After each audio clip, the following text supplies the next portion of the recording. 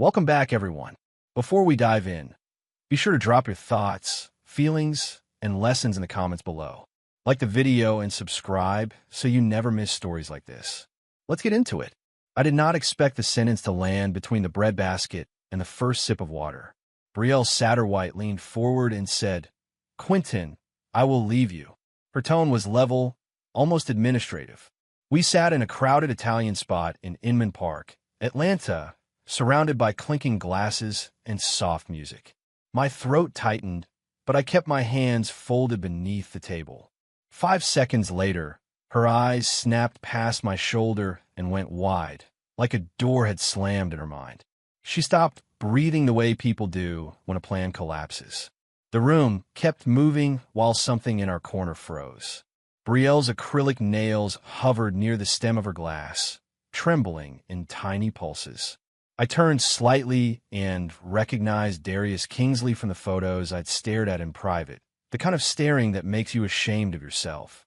He walked in wearing a charcoal suit, holding the door for his wife, Monique, with practiced warmth. The months leading up to this had been her late work nights, her phone flipped face down, her quick dismissals when I asked questions, and then this dinner, chosen to end our marriage cleanly while she stepped into someone else. My name is Quentin Lattimore. I am 44, and I run cybersecurity projects for a hospital network, which means I trust timestamps, patterns, and quiet evidence. My life is built on routines, a pre-dawn jog to settle my nerves, strong coffee, then MARTA from East Point into downtown Atlanta with old jazz in my headphones. Brielle was 41, a brand strategist at a boutique agency, sharp enough to redirect a room with a single phrase.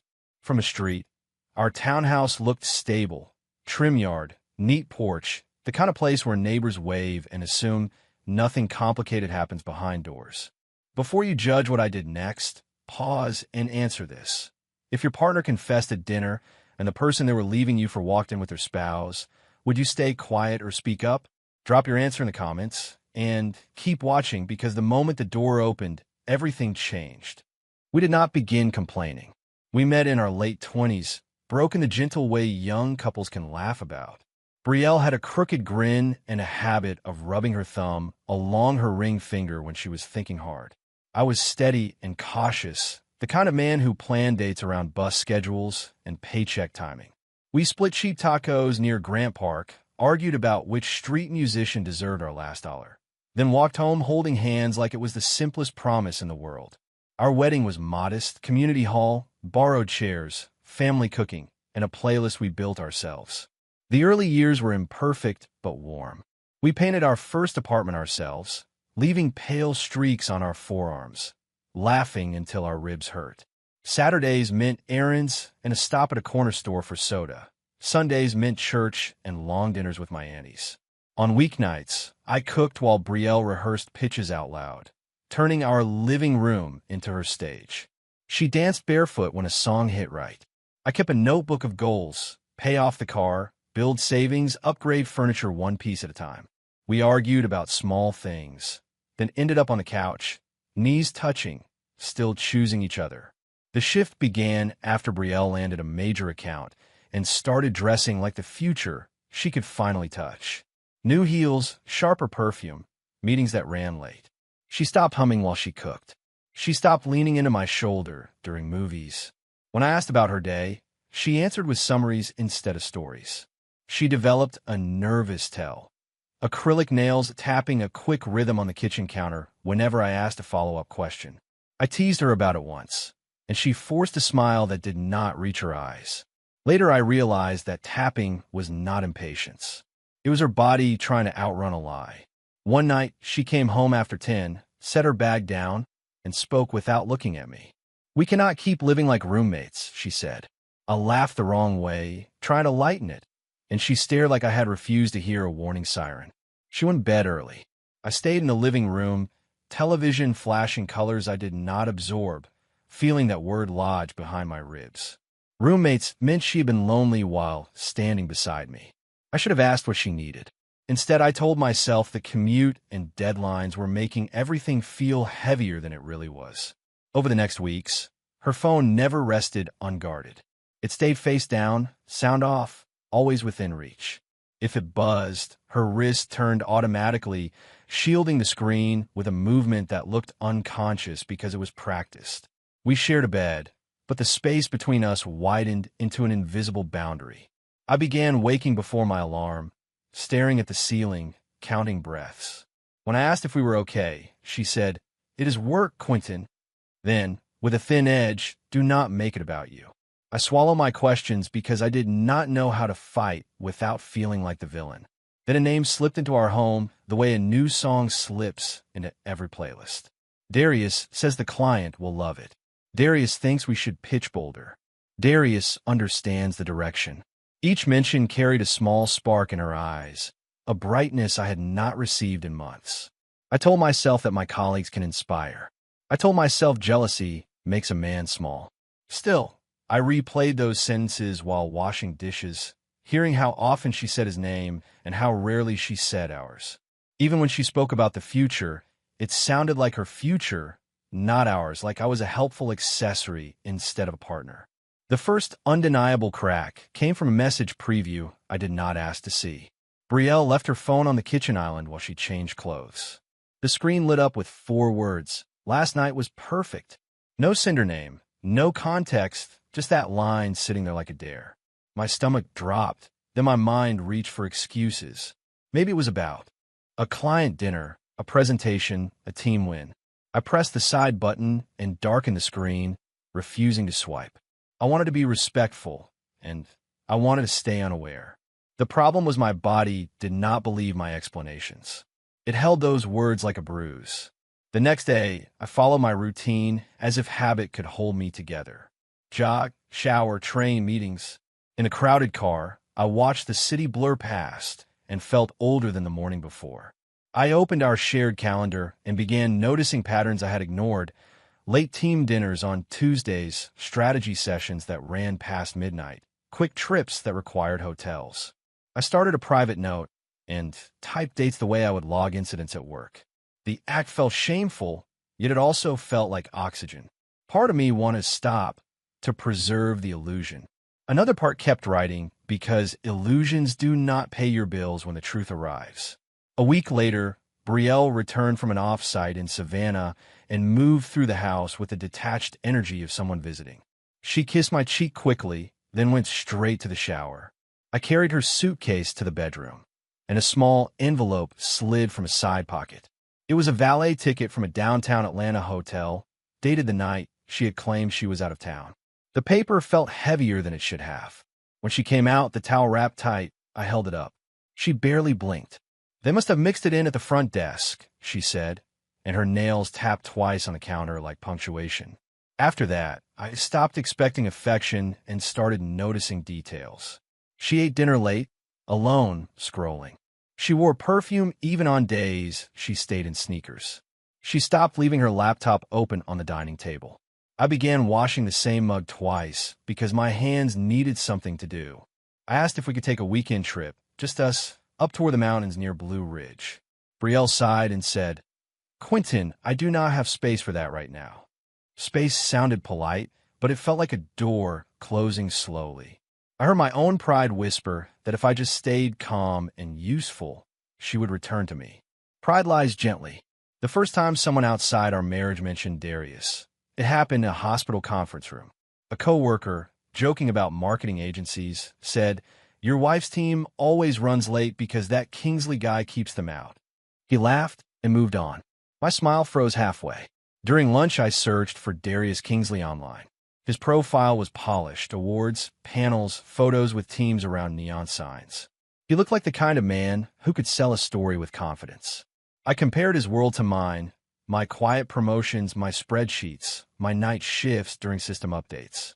I hated myself for comparing, then hated myself for pretending comparison did not matter. My guilt complicated everything because my flaws were real. I had not cheated. I had not screamed. I had simply been absent in the ways a work-focused man can be absent. When Brielle wanted comfort, I offered solutions. When she wanted to be heard, I suggested a plan. I believed being useful was being loving because that was how I had been raised. Admitting that did not excuse betrayal, but it did remove the fantasy that I had done everything right. I remember the night she cried about a client humiliating her in a meeting. I told her, "You are strong, you will be fine," then opened my laptop like it was inconvenient. That memory stayed with me, sour and instructive. Once I committed to clarity, I changed my methods. I did not touch her phone. I did not install trackers or play games. I pulled bank statements and credit card logs because money records are indifferent. Repeated charges appear at the same restaurants, the kind of places people choose for dates, not quick staff meals. I matched dates to calendar notes. I noted time patterns: dinner at 8:20, dessert around 10, ride share after 11. I saved screenshots in a folder labeled taxes because secrecy became my only shield. The work felt cold, but also felt honest. In my world, you cannot fix a breach you refuse to acknowledge. Eventually, I searched for Darius's family. His wife, Monique Kingsley, posted photos about school events, volunteer shifts, and Sunday brunches. Her captions were gentle, full of gratitude and tired pride. Their two boys smiled in matching jerseys. The contrast made my stomach turn. If Darius was crossing lines with Brielle, then Monique was living in a marriage shaped by missing information. I wrestled with whether to contact her. If I was wrong, I would poison an innocent home. If I was right, silence meant letting two households keep walking toward a cliff. At night, I sat on the edge of my bed, palms pressed together, arguing with myself like a man in court. On a rainy Wednesday, Brielle came home late, humming under her breath, a brightness I had not received in months. That sound landed like an insult. I sat on the couch, palms damp, and realized denial was no longer protection. It was imprisonment. I opened my email and wrote Monique a careful note. I introduced myself, gave my city, my number, and one sentence that carried all the risk. I believed our spouses were involved beyond work. I did not insult her husband. I did not demand anything. I asked for a conversation when she felt ready. Then I stared at the screen for a long time before pressing send, because some choices cannot be undone with apology. Monique replied the next morning with a single line. "What makes you say that?" No anger, no sarcasm, only guarded exhaustion. I asked if she could talk later. When she called, her voice sounded composed but thin, like someone holding a plate with shaking hands. I explained my routines, the changes in Brielle, the message preview, the valet ticket, the charges I could confirm. Monique listened without interrupting. Then she described Darius turning off location sharing, guarding his phone, coming home smelling like cologne that was not as usual. She mentioned one night his phone lit up on the counter with Brielle's name, and he flipped it over so fast it felt like panic. That detail hit me hard because it meant my gut had not been paranoid. It was accurate. We spoke again 2 days later, and the conversation shifted from suspicion to strategy. Neither of us wanted public chaos. We both had careers and families anchored to stability. We needed a moment they could not rewrite with words. Monique said she had confronted Darius before and watched him talk until she felt foolish. I understood, because Brielle had begun doing the same, calling my concerns overthinking. We agreed on a controlled confrontation, in a public place where no one could isolate the other or twist the story afterward. It did not feel like revenge. It felt like two people refusing to keep drowning quietly.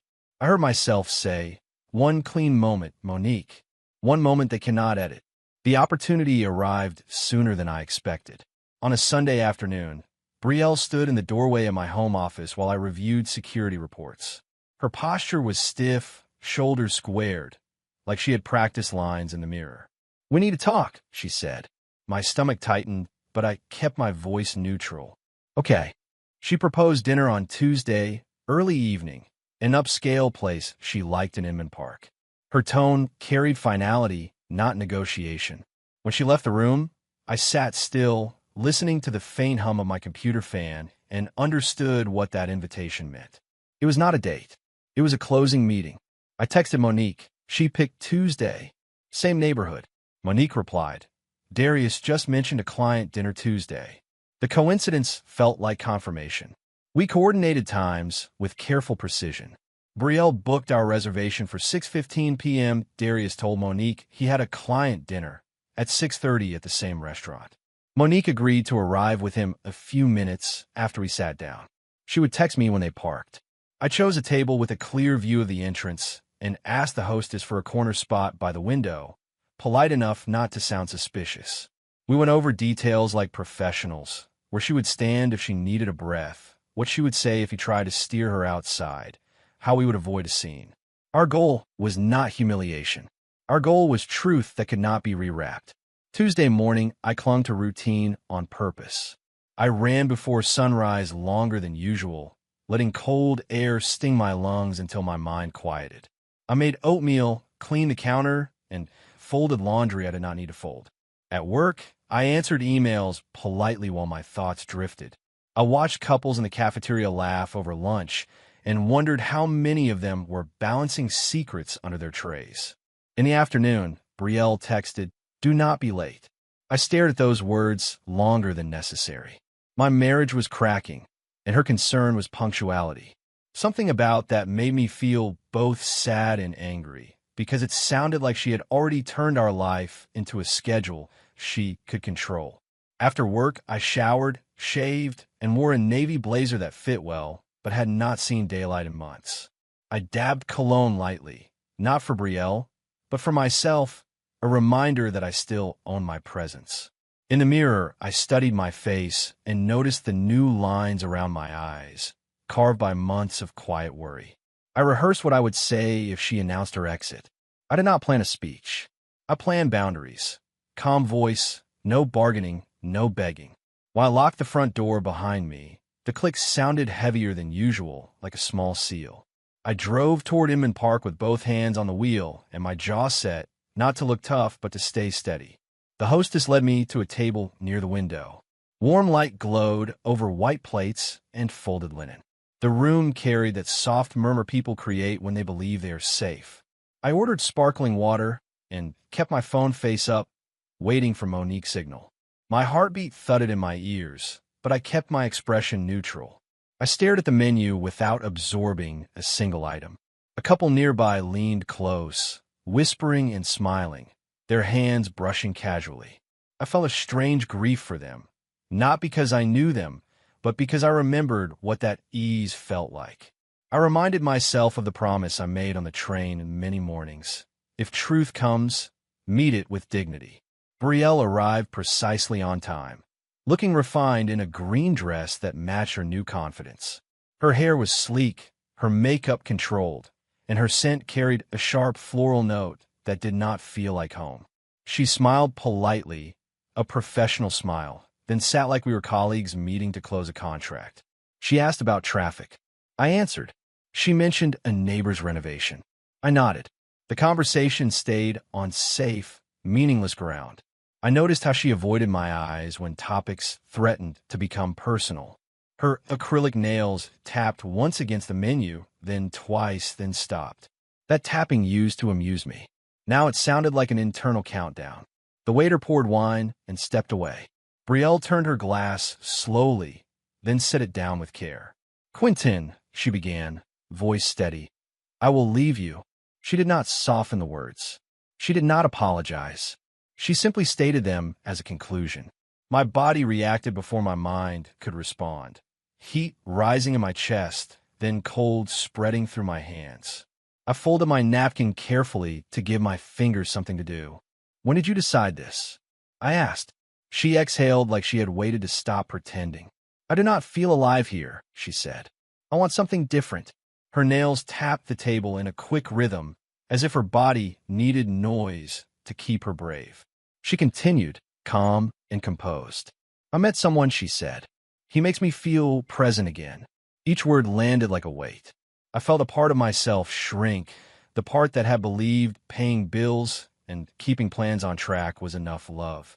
My impulse was to argue, to list everything I had done, but I stopped myself. Lists do not fix abandonment.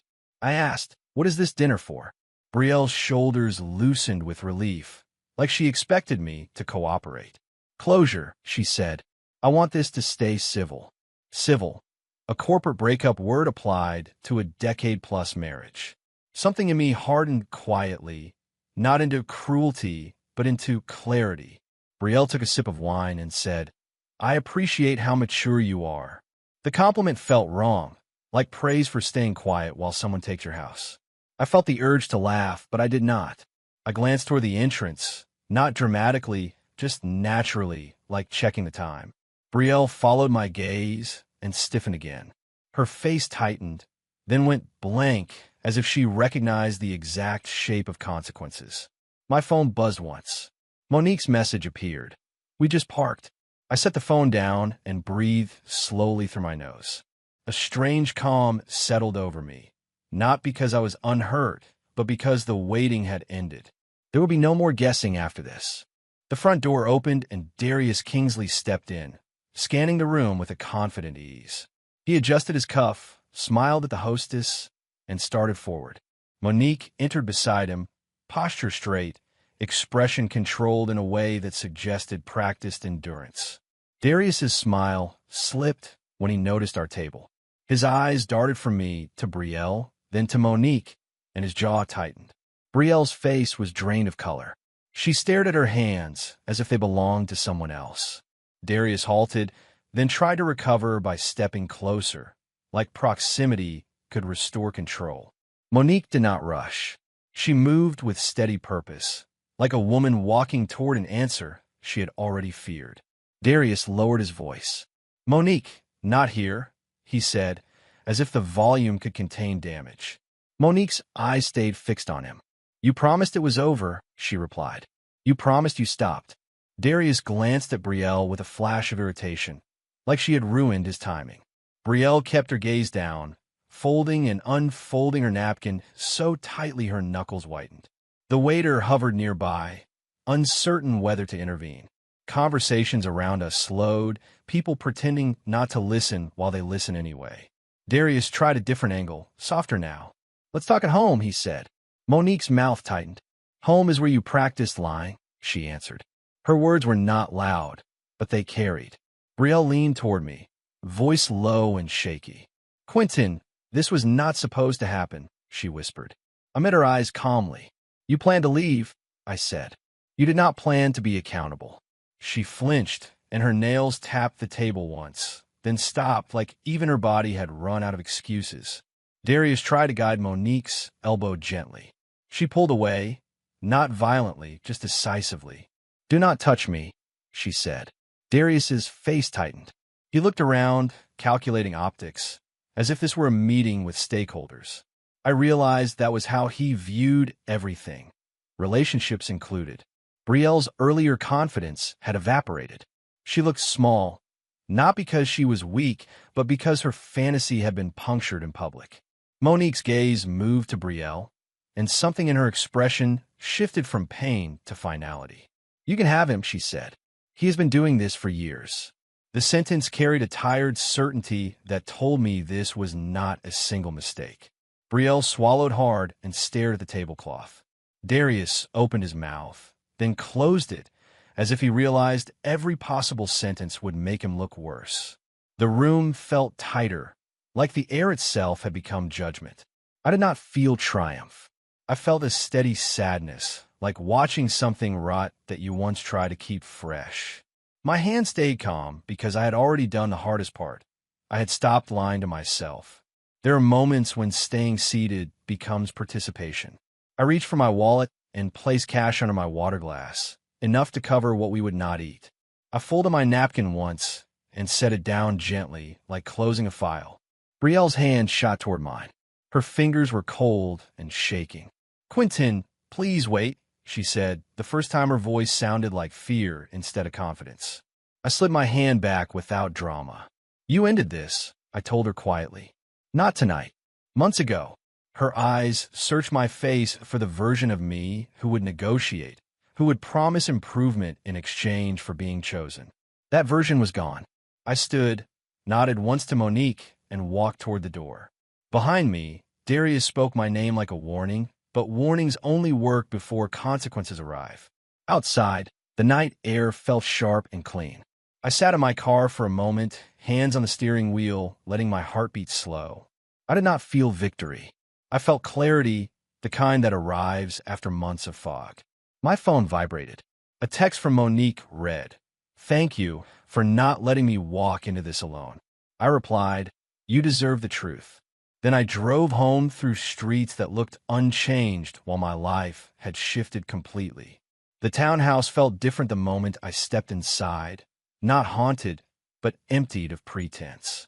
I walked past our framed wedding photo and did not touch it. I simply kept moving because touching it would have felt like begging the past to explain itself. Near midnight, Monique called. Her voice wavered, but she kept it controlled. She said Darius tried to apologize on the ride home, using careful language, calling it a mistake and a misunderstanding. Monique told him she had heard those words before. We spoke not about revenge, but about shock and a strange relief of no longer questioning our own sanity. I admitted the shame I carried for staying quiet so long, for doubting my instincts, for choosing comfort over confrontation. Monique admitted she had checked location history before and blamed herself for caring. We stayed on the phone a long time, not because we were bonded by drama, but because shared truth can be the first stable ground after months of emotional quicksand. The next morning, I followed my routine again, not because life was normal, but because structure kept me from sinking. I ran at dawn and listened to the sound of my shoes on the pavement. I made coffee and wrote 3 sentences in my notebook. I am not crazy. I am not weak. I am responsible for my next steps. At work, I requested a personal day for the following week, citing family matters, which felt accurate without being humiliating. That afternoon, a knock landed on my door. Brielle stood there with swollen eyes, hair pulled back hastily, face bare in a way that made her look younger and more frightened. She did not wait to be invited inside. "It is over," she said, voice breaking. "I made a mistake." She reached for my hand like muscle memory. I stepped back. Brielle tried different angles, as if the right combination of words could reset time. She reminded me of our first apartment, our wedding playlist, the night we stayed up laughing on the floor. Each memory felt real and distant, like a photo of a house that burned down. I did not insult her. I did not raise my voice. I simply asked, "Why did you say it at dinner like a schedule item?" She flinched and looked away. Her nails tapped her thigh rapidly, then stopped like her body wanted to flee. "I thought you would be fine," she whispered. That sentence hurt more than her confession, because it revealed how completely she had underestimated my humanity. "I'm not fine," I said. "I am functioning." Then I added, "You wanted honesty. Stay with it now." The days after were practical and exhausting. I met with an attorney in a modest office near Hapeville, signing forms with hands that felt detached. I opened a new bank account in my name only and redirected my paycheck. I requested a credit freeze and changed passwords, treating my personal life like a compromised network that needed containment. Brielle sent texts ranging from apologetic to defensive. I read them once and archived them. Each message carried the same underlying theme. She wanted relief from consequences, not responsibility for choices. I did not respond with cruelty because cruelty would have tied me to her. Silence became my boundary. In quiet moments, I felt grief hit like waves, sudden, heavy, unpredictable, then recede.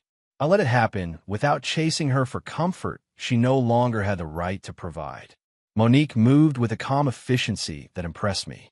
She filed for separation and notified Darius's agency HR about policy violations, not with rage, but with documentation, dates, receipts, and a written statement. Darius tried to persuade her to keep it private, offering promises and gifts, speaking as if this were a public relations issue instead of a moral failure. She declined. The agency placed him on administrative leave pending review. Rumors spread through their office, and a man who had seemed powerful now looked suddenly smaller, because power collapses when it relies on secrecy. Monique told me she cried in her car after meetings, then wiped her face and walked back in anyway, because she had children watching her for cues on how to survive disappointment.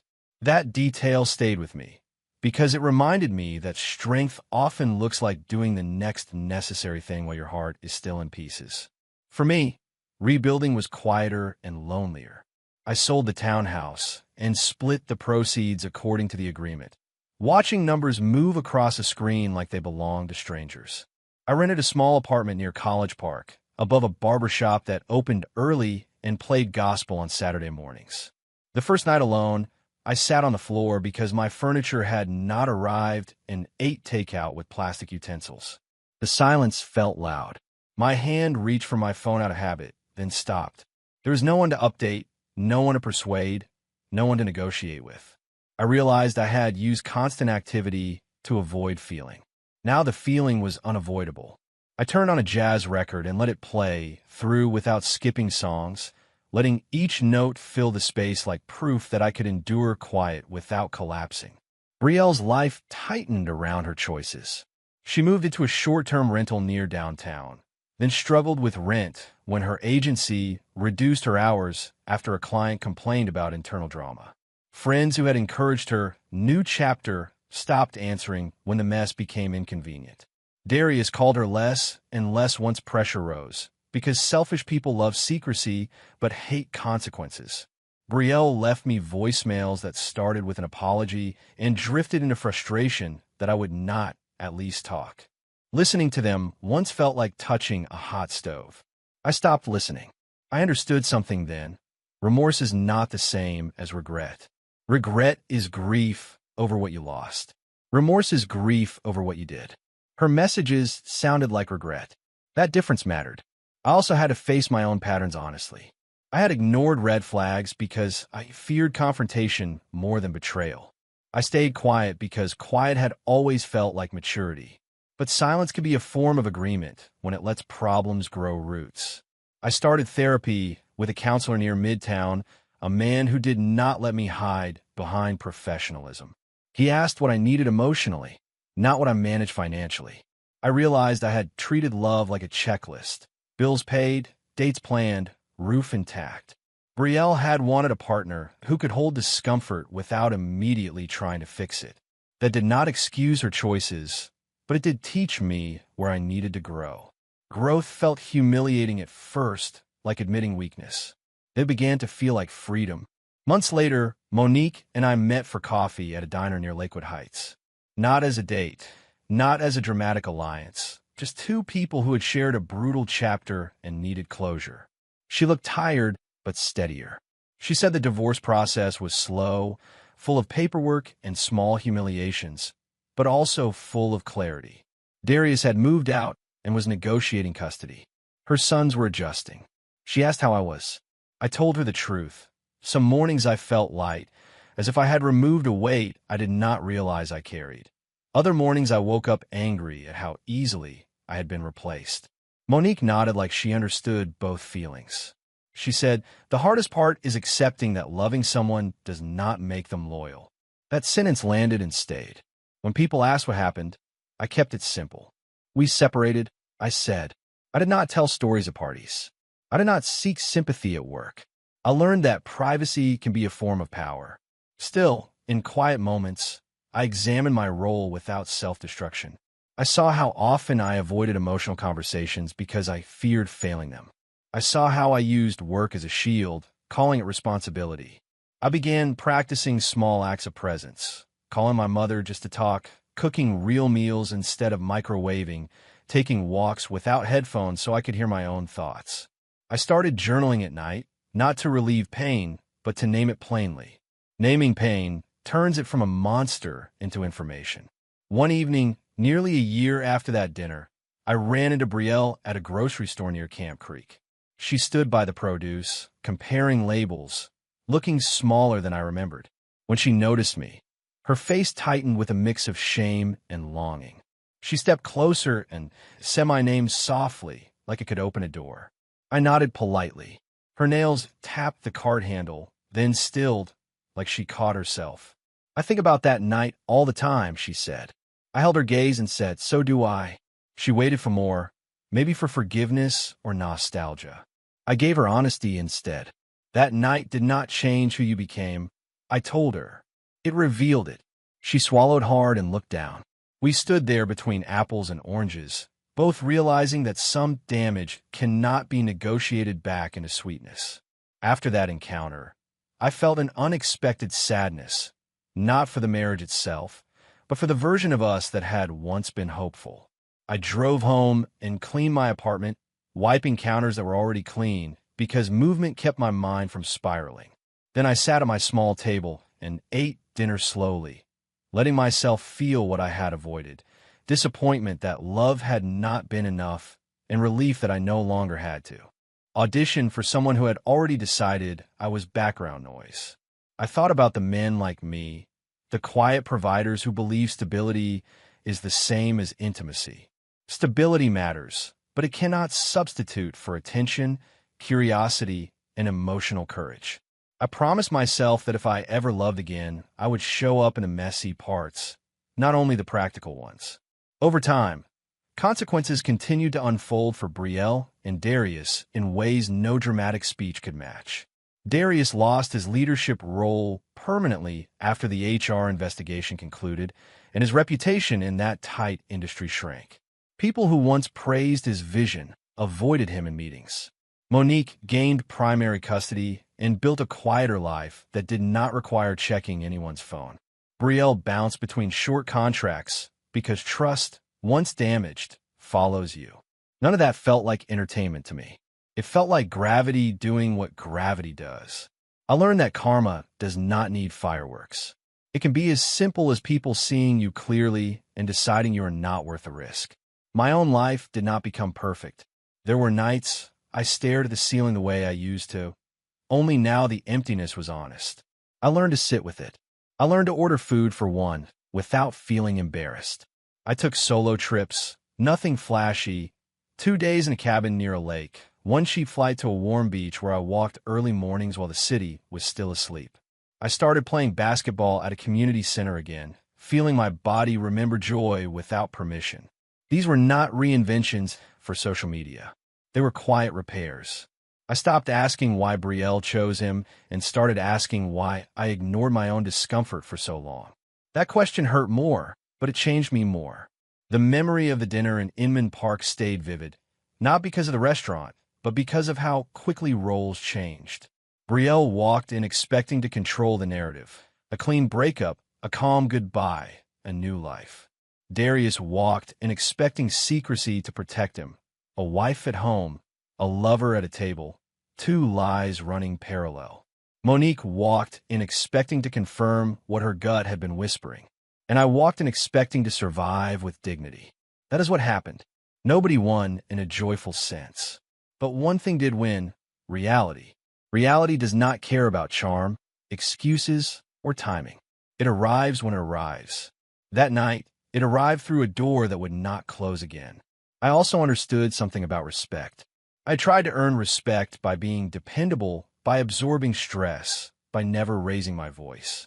Dependability is good, but respect requires boundaries. When Brielle told me not to make it about me, I swallowed my feelings to keep peace. Peace built on self-erasure is not peace, it is surrender. I began practicing different responses with friends and family, small moments where I stated what I needed without apology. I cannot do that tonight. I need time to think. That does not work for me. Each sentence felt awkward at first, like wearing new shoes. They began to feel normal, like muscle memory rebuilt. That mattered more than any revenge.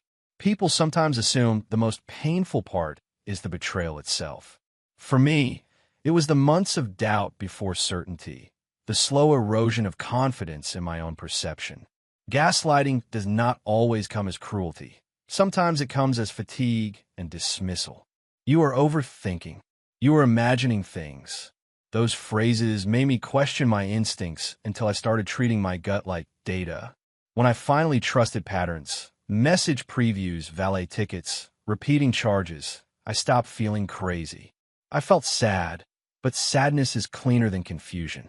Confusion makes you chase explanations from people who benefit from your uncertainty. Clarity lets you stop chasing. That is why I still respect the decision I made to contact Monique, even though it terrified me. Fear does not mean you are wrong. Sometimes it means you are finally awake. If I could speak to the version of myself who sat at that table before the door opened, I would not offer a heroic speech. I would offer something plain. Do not beg someone to choose you after they have already chosen betrayal. Save your dignity for yourself. I would also tell him to learn earlier what I learned later.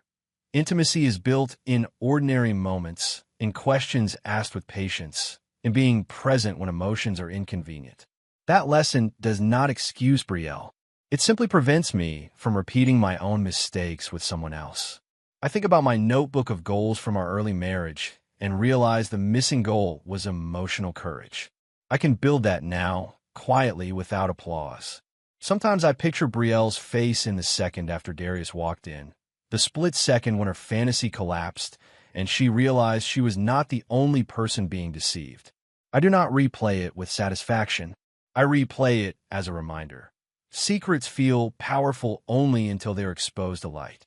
When Brielle said, "This was not supposed to happen," she revealed the truth she had been hiding from herself. She did not mean the affair was wrong.